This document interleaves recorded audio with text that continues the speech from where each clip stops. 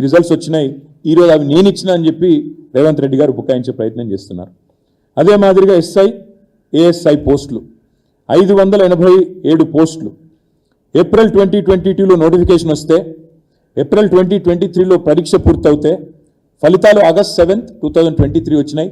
కొన్ని న్యాయపరమైన చిక్కుల వల్ల వాటికి మేము నియామక పత్రాలు అందజేయలేకపోయినాం. ఇవాళ 587 కూడా నేను ఇచ్చినా అని చెప్పి రేవంత్ రెడ్డి గారు మొత్తం ఏదైతే 30,000 ఉద్యోగాలు ఇచ్చినా అని చెప్తుండో దాని యొక్క పూర్తి వివరాలు ఇది నేను మీకు అందజేస్తాను. 32,517 ఈ లెక్క ఎందుకు చెప్తా ఉన్నా మీకంటే కేసీఆర్ గవర్నమెంట్ ఉన్నప్పుడు 1,60,083 ఉద్యోగాల భర్తీ పూర్తి చేసినాం, పత్రాలు ఇచ్చినాం, వాళ్ళందరూ ఇప్పుడు జీతాలు కూడా తీసుకుంటా ఉన్నారు. వాటితో పాటు ఈ 32,517 ఉద్యోగాలు కూడా కేసీఆర్ ప్రభుత్వంలో ఇచ్చినాయి. అంటే మొత్తం కలిపితే 1,92,600 పైచిలకు ఉద్యోగాలు కేసీఆర్ ప్రభుత్వంలోనే భర్తీ పూర్తయినాయి. ఇది కాకుండా ఇంకా ఇంపార్టెంట్ పాయింట్, ఇది ఇంకొక మాట. మీకు ఏమైనా అనుమానం ఉంటే ఏ డిపార్ట్మెంటు ఏందని మొత్తం వివరాలు ఉన్నాయి. ఏ డిపార్ట్మెంట్లో ఎంత పూర్తయింది, టీఎస్పీఎస్సీ ద్వారా ఎంత, టీఎస్ఎల్పిఆర్బి ద్వారా ఎంత, అదేవిధంగా రెసిడెన్షియల్ ఎడ్యుకేషన్ ఇన్స్టిట్యూషన్ల ద్వారా ఎంత, మెడికల్ రిక్రూట్మెంట్ బోర్డు ద్వారా ఎంత, డిఎస్సి ద్వారా ఎంత, మొత్తం అన్ని వివరాలున్నాయి. నేను సోషల్ మీడియాలో కూడా పెడతాను, మీకు కూడా కాపీస్ ఇస్తాను, దయచేసి చూసుకోవాలని చెప్పి కూడా నేను విజ్ఞప్తి చేస్తా ఉన్నాను. ఇది మాత్రమే కాకుండా ఇక్కడ ఇంపార్టెంట్ పాయింట్ ఏంటంటే 1,60,000 పైచిల్కు ఉద్యోగాలేమో ఆనాడు మేము భర్తీ చేసి కాయిదాలు ఇచ్చినాం. 32,000 ఉద్యోగాలు ఇప్పుడు పూర్తయినది, ఇంకా మిగతాయి. ఇప్పుడు రేవంత్ రెడ్డి చేయాల్సిన పని ఏంటంటే మేము ఇచ్చిన పరిపాలనా అనుమతులు 2,32,000 ఉద్యోగాలకి, అది కూడా కేసీఆర్ గవర్నమెంట్ ఇచ్చిన పరిపాలనా అనుమతులే. కాబట్టి ఇవి కూడా పూర్తి చేసినా కూడా ఇవి డెఫినెట్గా మరి తెలంగాణ నిరుద్యోగులు గుర్తించాల్సింది. ఇది అన్నీ కూడా కేసీఆర్ గవర్నమెంట్ చేసింది. ఇది ఎందుకు చెప్తా ఉన్నా ఇదంతా అంటే కాంగ్రెస్ ప్రభుత్వం 2004 నుంచి 14 వరకు మొత్తం చేసింది సంవత్సరానికి 1000 ఉద్యోగాల నియామకాలు.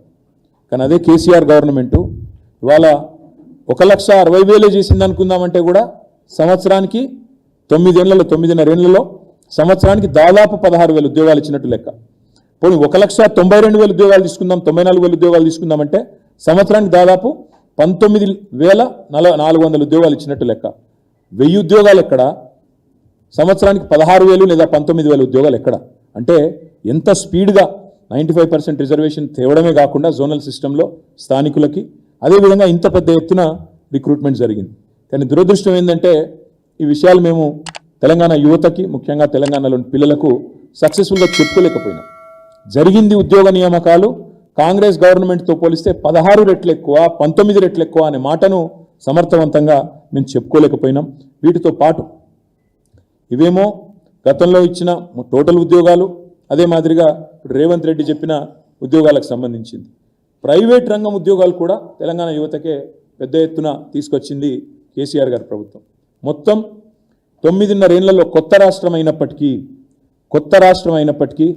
కొత్త రాష్ట్రం విషయంలో కొన్ని సందిగ్ధాలు అనుమానాలు ఉన్నప్పటికీ, పెట్టుబడులు తరలిపోతాయని వాదనలు ఉన్నప్పటికీ కేసీఆర్ గారి ప్రభుత్వం చేసిన అతి గొప్ప పని ఏంటంటే ప్రైవేట్ రంగంలో టీఎస్ ఐపాస్ అనే వ్యవస్థ ద్వారా మేము మొత్తం 24,000 పరిశ్రమలకు అనుమతులు ఇచ్చాం.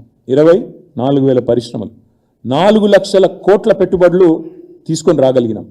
24,000 పరిశ్రమలకు అనుమతులు ఇచ్చి 4 లక్షల కోట్ల పెట్టుబడులు తీసుకొచ్చి 24 లక్షల ఉద్యోగాలు ప్రత్యక్షంగా ఉపాధికి అవకాశాలు సృష్టించగలిగాము. అంటే టోటల్గా తీసుకుంటే బ్రదర్, ఓవరాల్గా తీసుకుంటే 24 లక్షల ఉద్యోగాలు ప్రైవేట్ సెక్టర్లో, 2,32,000 ఉద్యోగాలు గవర్నమెంట్ సెక్టర్లో, అంటే 26,32,000 ఉద్యోగాలు సృష్టించింది తెలంగాణ ప్రభుత్వం కేసీఆర్ గారి నాయకత్వంలో. నేను ఒక్కటే అడుగుతా ఉన్నా, నేను ఎన్నికల సందర్భంగా అడిగాను, సరే ఆ రణగుణ ధ్వనిలో చాలామందికి వినబడలేదు.